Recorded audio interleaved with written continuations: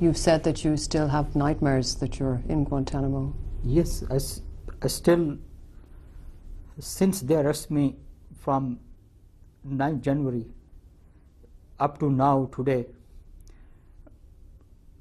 every second night I have nightmares, and mid of night I wake up screaming, yelling, and crying.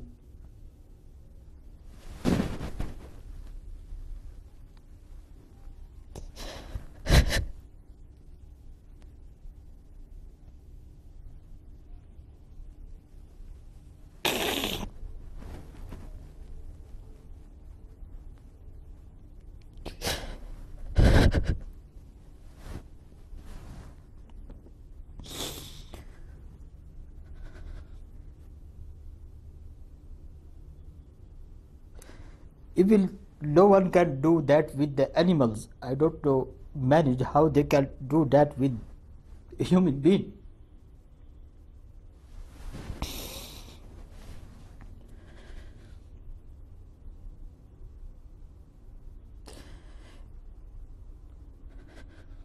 The Americans destroyed our entire life because, you know, when we suffering more than we was in Guantanamo Bay.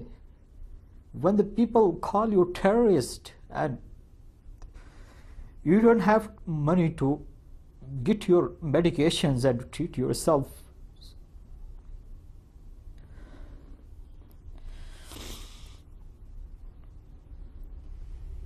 Do you feel sad that they have destroyed your reputation, as well as damaging you physically, but that they have taken your good name? Yes, definitely, yes.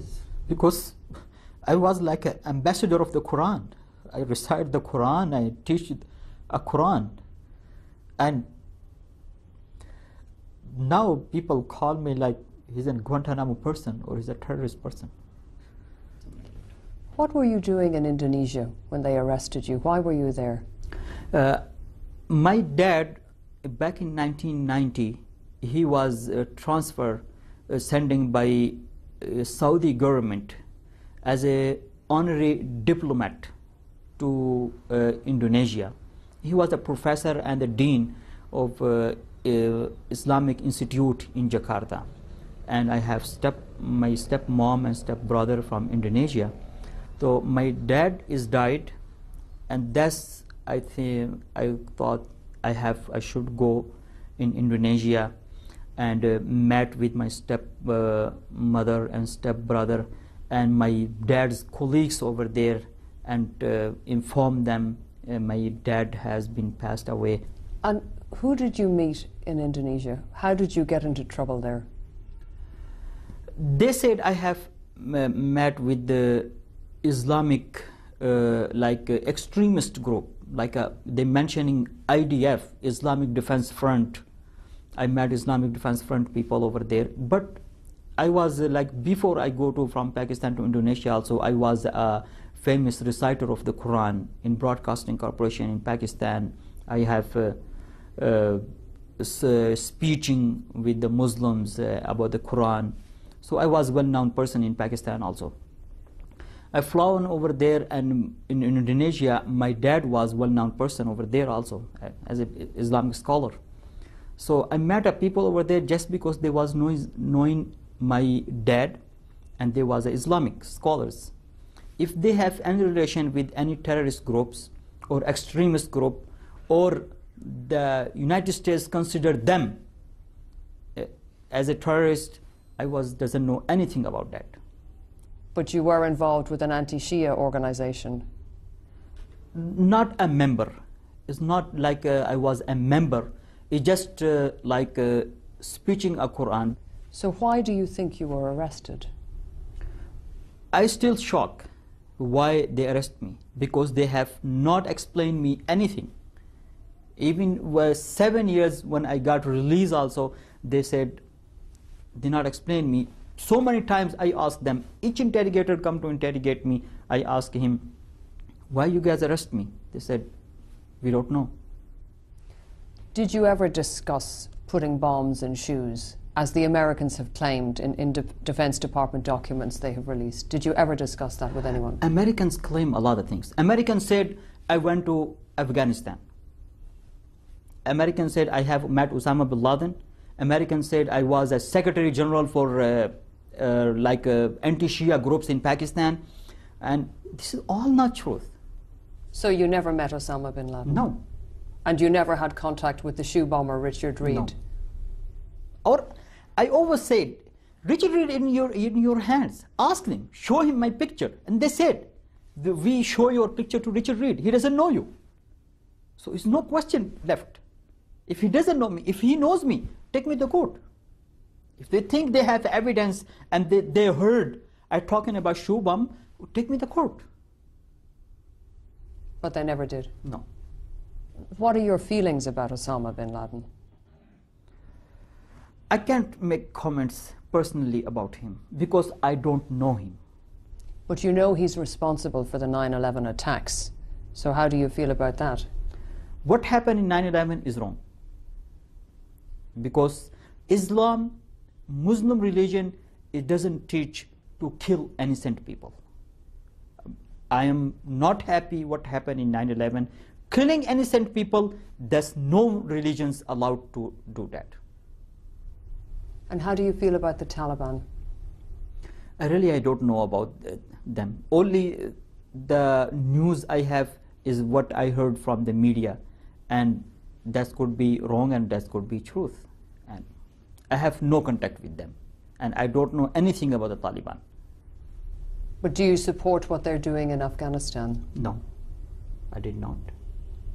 Do you blame the British government in part for what happened to you? Because you were taken through Diego Garcia, you believe? Definitely, they are a part. They are a part. And if they denied, they doesn't know, they should know. They should know what happened to me. And Miliband, the former foreign minister of British government, he had accepted the one plane of rendition flight does come in Diego Garcia. You say you've never had contact with any militant groups, with Osama bin Laden, with anybody else, but in Guantanamo Bay, they judged you to be an enemy combatant. This is something they can explain. I can't, because I explained for you. I asked them so many times that questions. They just said the Washington DC need to keep you in here. And when they decide to let you free, then all the charges will be dropped. And that's I've been seeing. 1 year they give me 15 charges, and the second year they give me 8 charges. And before they release me, they drop by themselves all the charges.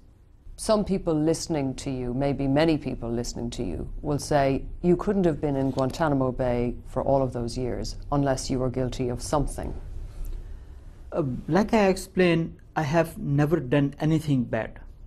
If they think I have met terrorist people in Indonesia during the visit of 56 days in Indonesia, so I was by myself. Honestly, I doesn't know anyone them is including in terrorism or in terrorist activities. You were freed from Guantanamo Bay in August 2008, but more than 2 years later, you feel like you're still not free here in Pakistan. What restrictions have been placed on you? Like I explained for you, I'm suffering more than I was suffering in Guantanamo Bay, because in there I am a prison. You know, I have no choice. I'm in prison, I have no choice. But after I release by the court order from Washington DC, American court, I come back in Pakistan. The Pakistani government put me in house arrest. And schedule fourth schedules mean the person in schedule fourth, he doesn't allowed to go off the house where he living without the authorities' permission. What's the reason? If the American court get me free, allowed me to go back to Pakistan, what's a reason for the Pakistani government put me in fourth schedule and the house arrest? Do you feel like you're still fighting for your freedom?